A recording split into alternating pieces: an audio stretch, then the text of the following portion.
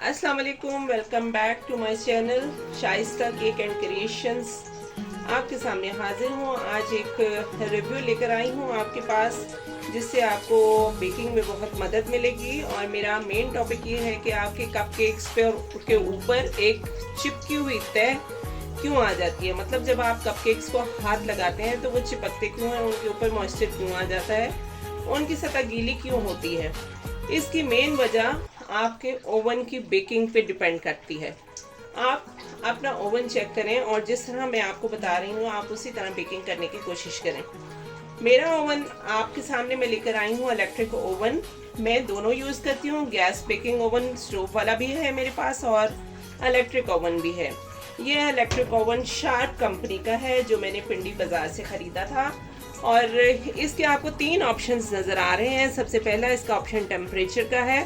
Second option इसका selector का है। सिलेक्टर मतलब आपने इसकी हीट सिलेक्ट करनी होती है कि आपने इसकी रॉड सिर्फ नीचे वाली चलानी है या ऊपर वाली सिर्फ चलानी है, ठीक है। या आपने सिंगल रॉड ऑन करनी है या आपने डबल रॉड ऑन करनी है। इसमें दोनों ऑप्शंस होते हैं। एट अ टाइम 2 रॉड्स भी इसमें ऑन हो सकती हैं और ज़रूरत पड़ने पर आपको 1 रॉड भी ऑन मिल जाएगी। थर्ड ऑप्शन इसका टाइमर का है। टाइमर का ये 10 से 60 तक इसका टाइमर है, मतलब 1 घंटे से भी 10 मिनट ज़्यादा का इसका टाइमर है। आपने अपनी बेकिंग के मुताबिक इसको टाइम एडजस्ट करना होता है। ये टाइम मैं थोड़ा सा आपको इसको सर्कुलेट करके दिखा भी देती हूँ। ये मतलब अगर मैंने प्री हीट करना है तो मैं 10 पे जाकर इसको प्री हीट पर छोड़ देती हूँ, ठीक है। अब ये ऑप्शंस इसके यहाँ से स्टार्ट हो रहे हैं। सेलेक्टर मतलब ये जो रॉड आपने सेलेक्ट करनी है, इसका क्या प्रोसीजर होगा। सबसे पहले इन्होंने रॉड दी हुई है, 2 रॉड्स हैं, मतलब एट अ टाइम दोनों ऑन होंगी और साथ इसका फ़ैन चलेगा। इसके अंदर फ़ैन है और ये बहुत अच्छी बेकिंग करता है माशाल्लाह। सेकंड ऑप्शन है इसका सिर्फ नीचे की रॉड ऑन करना, मतलब फ़ैन के साथ आप नीचे की रॉड ऑन करेंगे तो आप सेकंड ऑप्शन पे करेंगे। थर्ड ऑप्शन है इसका बिना फ़ैन के आपने दोनों रॉड्स ऑन कर देनी है। इसका फोर्थ ऑप्शन है जनाब, आपने ग्रिल के साथ मतलब अगर आपने इसमें चरगा वगैरह या कुछ इस तरह का चिकन रोस्ट करना है तो ये आपने इसका ये ऑप्शन दबाना है कि इसमें एक रॉड होगी और इसकी ग्रिल जो है वो अलग से मेरे पास है, उसको घुमाता है, ये सर्कुलेट करता है और चिकन रोस्ट होता जाता है। ये इसका ऑप्शन है। फिर ये लास्ट में इसका ऑप्शन है ग्रिल के साथ ही, मतलब ऊपर नीचे की दोनों रॉड्स आप ऑन कर दें, आपका ग्रिल सेशन जो है वो कंप्लीट माशाल्लाह बहुत अच्छा बेक हो जाएगा। अभी हम आ जाते हैं इसकी हीट पर। हीट इसकी 71 से लेकर 70 तक जा रही है, फिर 130 तक जा रही है और फिर 190 तक और 250 तक इसकी हीट हो जाती है, ठीक है। अब आपके कपकेक्स पर मॉइस्चर क्यों आ जाता है, आपके कपकेक्स सही तरह क्यों नहीं बेक होते। अक्सर कपकेक्स के सिकुड़ने की वजह ये होती है कि आपके ओवन का टेम्परेचर बहुत ज़्यादा होता है, जिसकी वजह से आपके कपकेक्स श्रिंक हो जाते हैं। श्रिंक होने से उनकी शेप अच्छी नहीं आती, वो बाज़ दफ़ा हार्ड भी हो जाते हैं। अगर आपके केक पे मॉइस्चर आता है तो उसकी एक मेन वजह ये है कि आपके ओवन का जो टेम्परेचर है वो सही तरह मेंटेन नहीं हुआ। जब भी आपने इलेक्ट्रिक ओवन को प्री हीट करना है, आपने उसकी ऊपर नीचे की दोनों रॉड्स ऑन करनी है। लाजमी आपने 10 मिनट्स तक कम से कम दोनों रॉड्स ऑन करके इसको प्री हीट करना है। जब आप दोनों रॉड्स ऑन करके इसको प्री हीट करेंगे तो इसके अंदर फैन चलने के साथ इसकी जो हीट है वो सारे ओवन में सर्कुलेशन करेगी, जिसकी वजह से इसका टेम्परेचर सेम लेवल पर आ जाएगा। तो उसकी वजह से आप जब इस पे कपकेक्स बेक करेंगे तो आपके कपकेक्स को ऊपर से भी हीट जा रही होगी और नीचे से भी हीट एक लेवल पे जा रही होगी। तो आपके कपकेक्स ऊपर से चिपके हुए नहीं बनेंगे, वो स्टिकी नहीं होंगे और इंशाल्लाह बहुत बेहतरीन तरीके से वो फूलेंगे। इसी तरह केक का प्रोसीजर है। आपने सबसे पहले अपने ओवन की हीट को समझना होता है, मतलब उसको पढ़ना होता है, आपने रीड करना होता है उसको। बेकिंग नाम ही हीट को कंट्रोल करने का है। मतलब बेकिंग आप जब तक अपने ओवन को नहीं समझ जाएंगे, चाहे आपका गैस ओवन है या चाहे आपका इलेक्ट्रिक ओवन है, आप उसकी हीट को नहीं समझ जाएंगे, आपकी परफेक्ट बेकिंग नहीं हो सकती। बाकी ये है कि अगर आप पतीला बेकिंग करते हैं तो वो एक जुगाड़ है।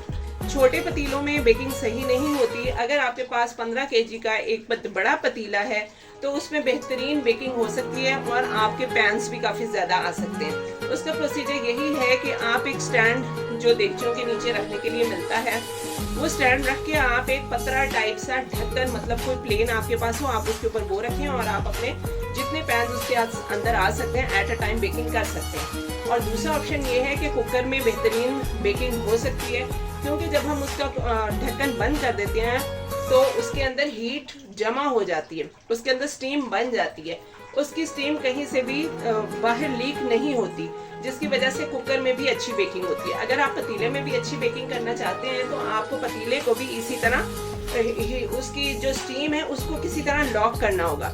मतलब अगर आप उसके ऊपर ढक्कन रख देते हैं तो उसके ऊपर कोई वेट शुदा चीज़ जो है वो उसके ऊपर रखनी होगी। मतलब हमारे घरों में सबसे ज़्यादा वेट वाली मेरे ख्याल से कूंडी डंडा ही होता है, जो कि मेरे पास एक पत्थर का मौजूद है और मेरी नानी अम्मा का वो इस्तेमाल शुदा बर्तन जो है वो मुझे एज अ गिफ्ट मेरी खाला ने मुझे दिया और मैं उसको इस्तेमाल कर रही हूँ।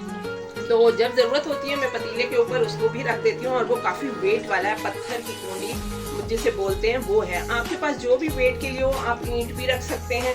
तो बस आपने उसकी हीट को, उसकी स्टीम को बाहर नहीं निकलने देना।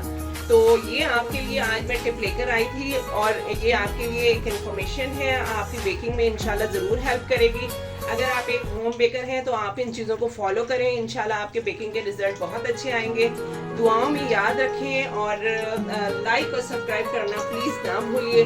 आपके लिए इतनी एफर्ट की जाती है कि आपको उससे कुछ ना कुछ हेल्प मिले, कोई टिप आपको ज़रूर हमारे चैनल से मिले जो आपकी बेकिंग में या आपके फ्यूचर में हेल्प करे। और मैं इस चीज़ को अपनी कामयाबी समझूंगी कि मुझे कोई ये कहे कि हमने आपकी वीडियो देखी और हमें कोई ये छोटी सी टिप मिल गई, क्योंकि देखिए हम भी इसी प्रोसीजर से गुजरे होते हैं। जो एक कामयाब होम शेफ़ होता है, ख़ास तौर पे लेडीज़, वो भी इन्हीं प्रोसीजर से गुजरे होते हैं। बस उनका एक्सपीरियंस होता है, उनका टाइम टेकिंग जो उन्होंने गुजारा बेकिंग के साथ, वो उनका एक्सपीरियंस उनके काम आता है। तो जितना आप काम करेंगे उतना एक्सपीरियंस गेन करेंगे। तो इंशाल्लाह मैं उम्मीद रखती हूँ कि आप ज़रूर इसको वीडियो को चैनल को सब्सक्राइब करेंगे, वीडियो को लाइक और शेयर ज़रूर करेंगे, अच्छे से कमेंट्स के साथ मुझे याद करेंगे और इंशाल्लाह मैं भी आपको दुआओं में याद रखूँगी। और मिलते हैं किसी नेक्स्ट वीडियो में किसी नई इन्फॉर्मेशन। अच्छा ये देखिए, मैंने इस ओवन को ऑन भी करके दिखा दिया है कि मैंने ये कहा कि ओवन तो शाइस्ता ने रखा है लेकिन उसको ऑन करके नहीं दिखाया। तो मैंने आपके लिए इसको ऑन भी कर दिया है। जब मैं इसको प्री हीट करती हूँ तो मैं इसको इस ऑप्शन पे रखती हूँ जो कि दोनों रॉड्स और एग्जॉस्ट फैन के साथ है। फिर मैं इसको जब टाइमर पे लगाती हूँ तो मैं ये इसको 10 मिनट्स देती हूँ और ये बहुत अच्छी हीट अपने अंदर बना लेता है। और टेम्परेचर इसका 160 170 इस तरह मैं इसका टेम्परेचर कर रखती हूँ, मतलब 130 से 190 के दरमियान है।